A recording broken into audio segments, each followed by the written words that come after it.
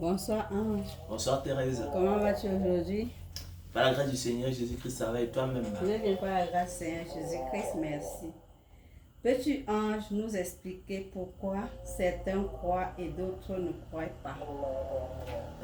Merci Thérèse pour la question. Tu abordes là le thème de l'incrédulité et de la décision de la foi. Hein. Pourquoi certains croient, pourquoi effectivement d'autres effectivement dans le même temps ne croient pas.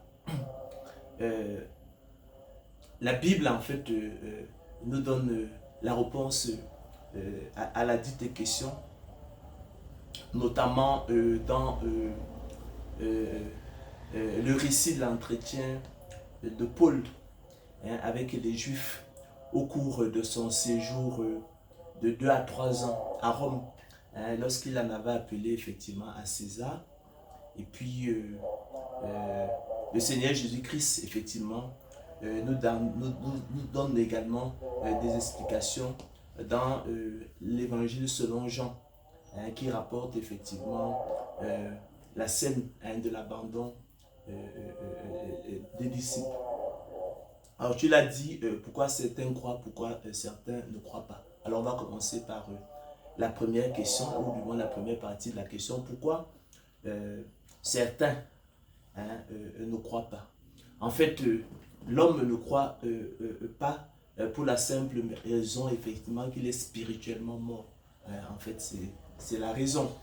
Bien qu'effectivement il jouisse de la vie physique, hein, il est néanmoins spirituellement mort, c'est-à-dire qu'il est séparé de Dieu, il n'entretient aucune relation avec Dieu, Dieu ne le connaît pas. Il endurcit son cœur lorsqu'il entend effectivement la parole de Dieu. L'apôtre Paul dans son épître, je pense aux Colossiens, il nous rappelle que nous étions par nature comme des enfants, nous étions par nature nous étions par nature des enfants de colère, comme eux. Donc nous sommes par nature ennemis de Dieu. Lorsque à l'écoute de la parole de Dieu nous endurcissons notre cœur, nous murmurons, ça ne nous intéresse pas. Donc l'homme ne croit pas simplement parce qu'effectivement il est spirituellement mort, il est par nature ennemi de Dieu. La parole de Dieu ne l'intéresse pas. C'est ce qui est effectivement rapporté Thérèse dans le livre des Actes des Apôtres, comme je disais, qui traite effectivement du séjour de Paul à Rome, lorsqu'il en a appelé effectivement à César, selon qu'il est écrit. Nous sommes à Acte 28, 22 à 27, selon qu'il est écrit. Alors, nous voudrions apprendre de toi ce que tu penses, car nous savons que cette secte rencontre partout de l'opposition. Ils lui fixèrent un jour et plusieurs vinrent le trouver dans son logis. Paul leur annonça le royaume de Dieu en rendant témoignage et en cherchant par la loi de Moïse et par les prophètes à les persuader de ce qui concerne Jésus. L'entretien dura depuis le matin jusqu'au soir. Les uns furent persuadés parce qu'ils disaient et les autres ne crurent point. Comme ils se retiraient en désaccord, Paul n'ajouta que ces mots.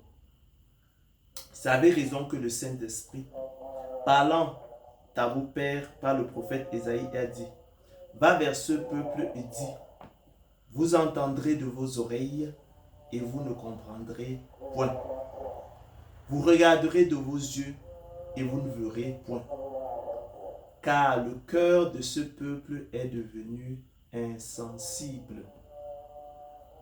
Ils ont endurci leurs oreilles et ils ont fermé leurs yeux, de peur qu'ils ne voient de leurs yeux, qu'ils n'entendent de leurs oreilles, qu'ils ne comprennent de leur cœur, qu'ils ne se convertissent et que je les guérisse. Donc ce texte effectivement nous dit que nous présente la raison pour laquelle effectivement en fait certains ne croient pas. Il nous présente la raison pour laquelle en fait l'homme ne croit pas.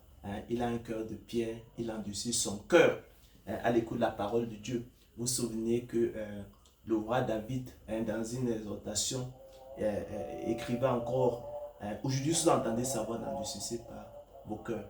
Il se trouve effectivement que dans sa mort spirituelle, donc l'homme effectivement endurcit son cœur. C'est la raison pour laquelle effectivement certains ne croient pas. C'est la raison pour laquelle nous ne croyons pas. Voilà. Et par nature, nous sommes des enfants de colère.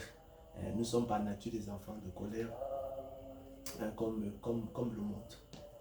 Alors maintenant, pourquoi, en revanche, Thérèse, certains croient?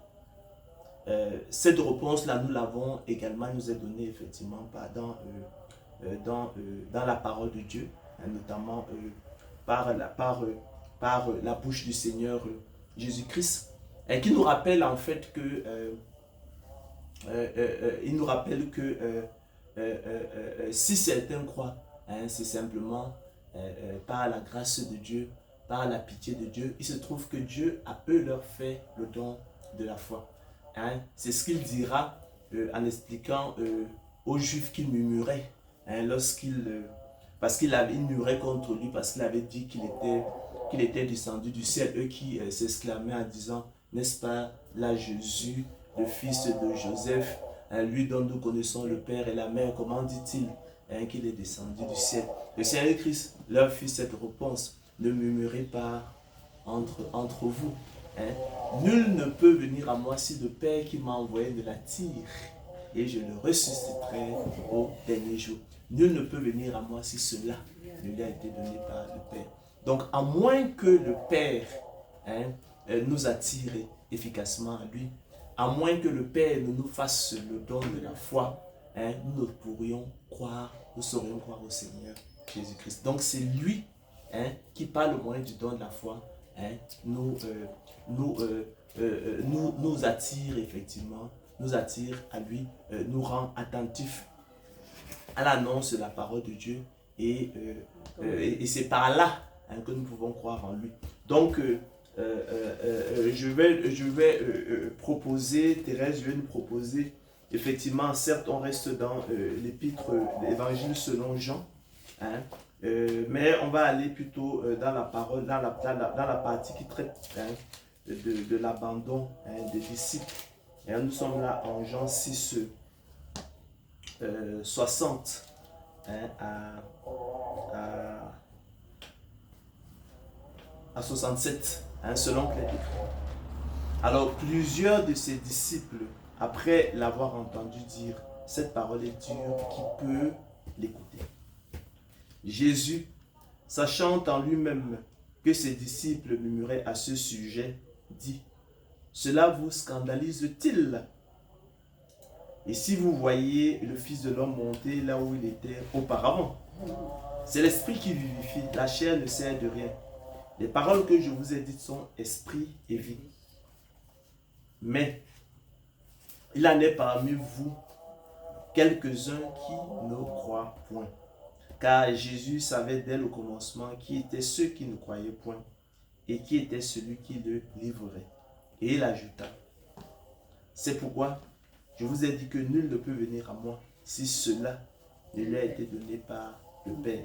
Donc nul ne peut venir à moi si cela ne lui a pas été donné par le Père. Et précédemment, en Jean-Luc 44, il dira que nul ne peut venir à moi si le Père qui m'a envoyé ne l'attire, et je ressusciterai au dernier jour. Dès ce moment, écrit l'apôtre Jean, plusieurs de ses disciples se retirèrent et ils n'allaient plus avec lui. Jésus dit donc aux douze, et vous, ne voulez-vous pas aussi vous en aller? Vous connaissez la suite. Simon-Pierre lui répondit, Seigneur, à qui irions-nous? Tu as les paroles de la vie éternelle.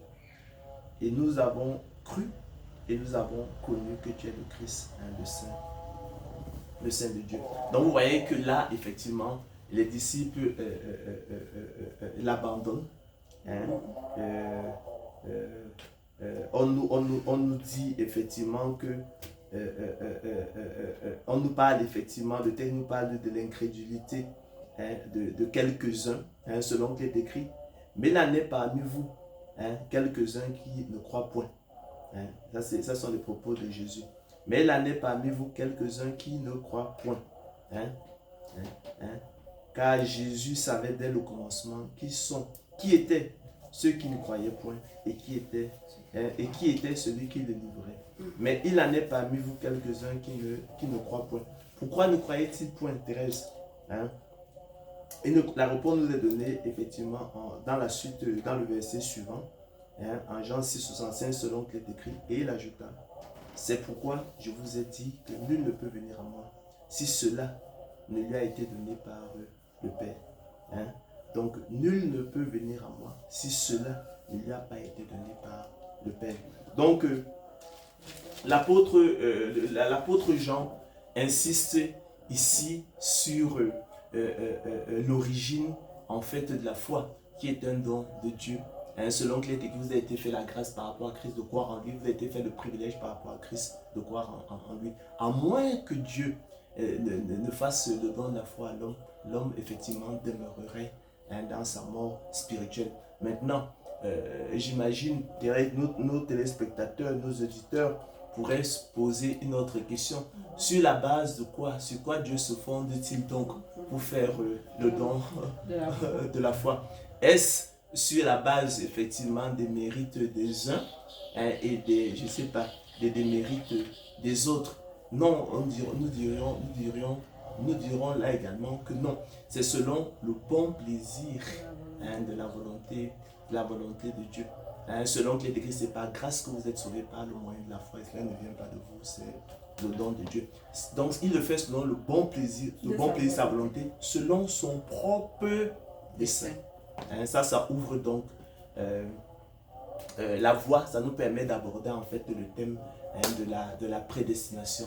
La prédestination selon le bon plaisir de la volonté de Dieu. Donc c'est selon son propre dessein, le bon plaisir de sa volonté. Ce n'est pas en vertu de quelques mérites imaginaires des élus de Dieu. Voilà Thérèse, la réponse effectivement, le conseil de Dieu sur la question de savoir pourquoi certains croient et d'autres effectivement ne croient pas. Merci Ange. C'est moi Thérèse qui te remercie.